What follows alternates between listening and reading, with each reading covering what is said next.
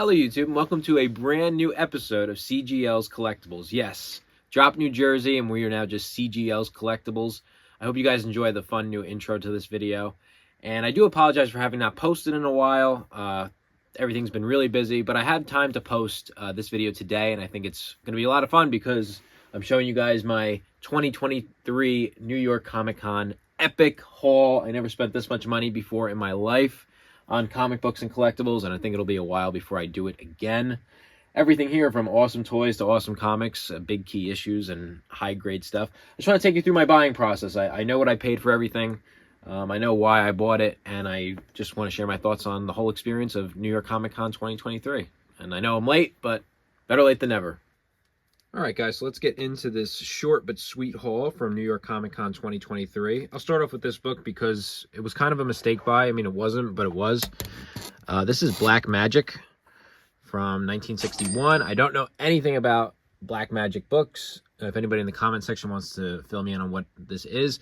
I bought this book because I thought it was a Steve Ditko book because the artwork looked very Steve Ditko-esque.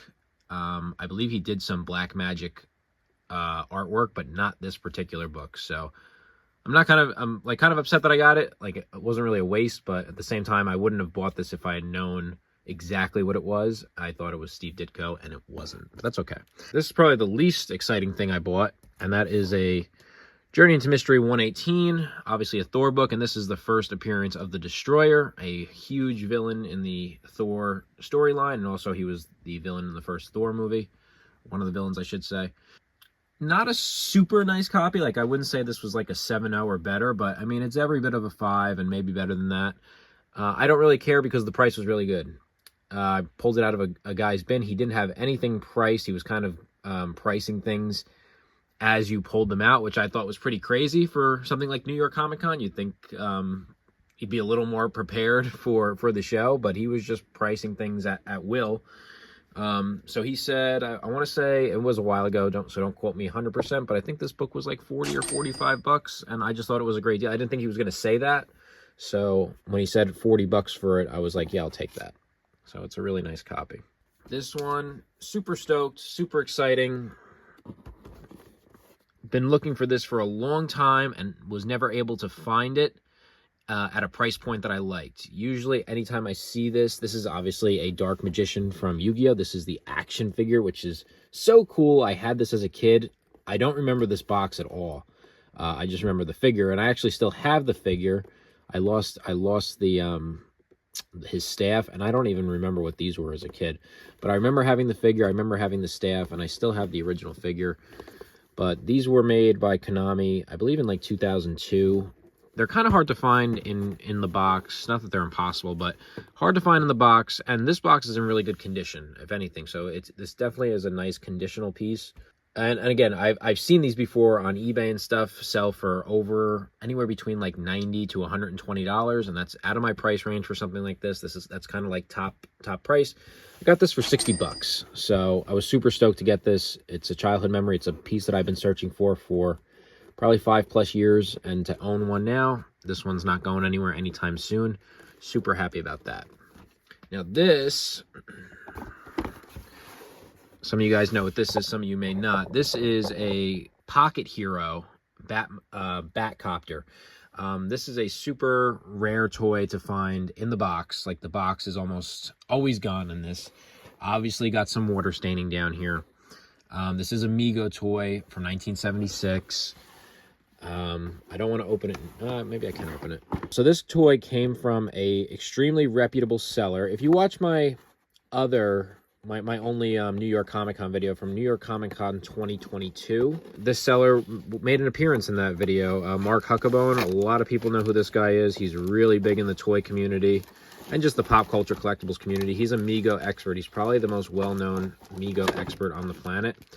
And a huge selling point for me in buying this Batcopter was the Batman action figure is still sealed in the original plastic, and it's really, really nearly impossible to find this. I mean, this is like so cool. I wish the box didn't have this water stain, and I wish overall it was in slightly better condition. I mean, you can see it's nicked up, But at the same time, it's all here. I mean, and the inside, you know, the toy in here is mint, never played with, still has the rubber bands on it. The box, I'd say overall, is in good shape. It could be a lot worse. There's no holes in the box. It still has the tabs and really great graphics as well. Paid up for this. Definitely paid up for it. I paid near retail price. I don't think I'm going to sell it for a profit anytime soon, but paid $500 for this toy. It's the most expensive toy I've ever purchased, but for good reason. I think it's one of the rarest items that I own now. So super stoked about finding that. Mark Huckabone set me up with a great deal there. Next, this was kind of the theme for me, is kind of Batman and DC, especially the older stuff. So this is Batman number 37 from 1946. This is a CGC 2.0. It's in rough shape, and you can see that tear going across the Batman is really the harsh downside of this book. I think it's okay because while there is a tear and you see the line going through it, it presents nicely. There's not a chunk of the book missing. And, you know, if that tear wasn't there, you know, obviously it's a different grade, but it is there. It's a 2.0. It's nothing exciting. Funny thing is, the guy that was selling this book, I was watching this exact same book on eBay. So he had it on eBay. I was watching it. He had it priced at $900. And that's the same price he had on his eBay site. It was $900. It was like $8.99 or $900. And I thought it was too expensive there. I asked him, "Are you listening to any offers?" And he said, "Sure, I'll listen to an offer."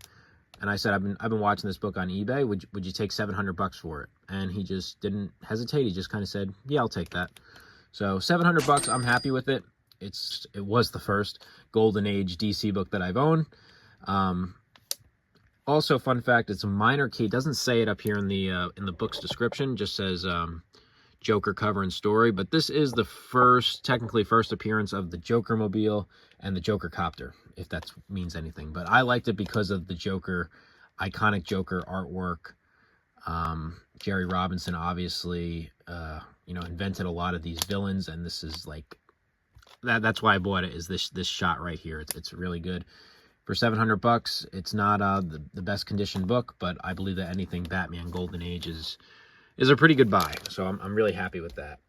Next this was a package deal, so I'll show them off together. It was my big purchase of the day. It was a big purchase of my life. This was the biggest buy I've ever had, ever, on anything. I'm just trying to get these things to stand up. So X-Men number 12, obviously first appearance of Juggernaut, 1965, CGC 8.5, and then a Sensation Comics number 47. I'll explain why I bought this in a second. So, starting with the Juggernaut book, the 8.5, it has this this writing up here on the X. And it's unfortunate that it has that. Otherwise, this book would probably be every bit of a 9.0 or better. But that writing is a big takeaway on this book. So Dad and I made our first rounds at the show, and this was a standout book for me. I was checking out a lot of books. I was checking out this one. I was checking out a Giant Size X-Men one. I was checking out a Journey into Mystery. 87, first appearance Loki. I was checking out a couple books, and considering my price range, at the end of the day, I really bought this book because of the condition. That 8.5 means something to me.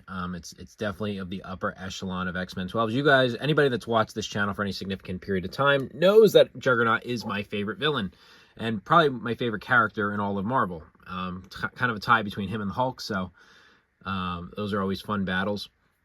So an 8.5, first appearance Juggernaut, huge deal. And then I saw the same guy, same seller, had this Sensation Comics 47 Wonder Woman. And while I didn't go into the show thinking I was going to be buying Golden Age keys from DC Comics, something about, as funny as it sounds, something about the ghost guy on this cover just made me want to buy this book. It gave me kind of Scooby-Doo vibes, even though this is from the 40s and it's way older than Scooby-Doo. It gave me kind of like that Scooby-Doo cartoon vibe, Wonder Woman, and the book's in really, really good condition. I mean, I have not seen one this good come up on eBay. I've been searching for this book on eBay to see like what some kind of comp sales are on it, and I haven't seen anything this good sell within the last year or two. So I don't really have a good accurate price as to what this book is. Guy had this one on his wall for $3,000. Guy had this one on his wall for $500. Again, before making an offer, I asked the vendor, are you listening to any offers? He said, sure. So I said, would you take, he said 3,500, 3,500. I said, would you take 3,000 for both? He said, how about 3,100? I shook his hand and said, deal. So the way I see it is I paid 2,800 for this book, 300 for this book. I think this was a great deal. I don't see a Sensation Comics 47 selling for $300 in this good a condition. I mean, the ones that have sold for $250 or $300 are in way worse shape than this. So I thought this was a great deal. This, I think I paid pretty much close to retail.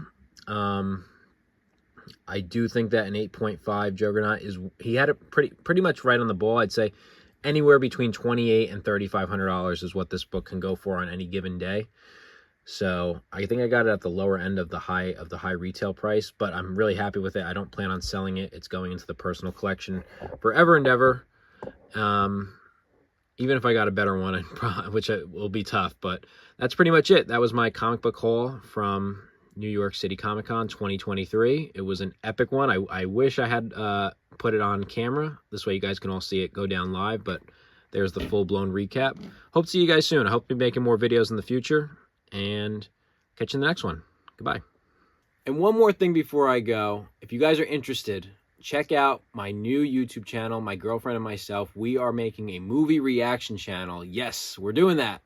My girlfriend has never, ever watched movies like Star Wars, Back to the Future, Marvel movies, Jurassic Park. She's never seen any of this stuff. And there's so many movies that I've never seen that she's going to introduce me to. It's going to be a lot of fun. It's going to be a lot of fun references for people that know the movies. And if you've never seen them before, oh, you'll have fun with that too. I hope to see you guys check out our new channel. It's going to be right here. CPTV, movie reactions, a lot of nostalgia, a lot of fun. It's going to be a blast. Hope to see you guys there.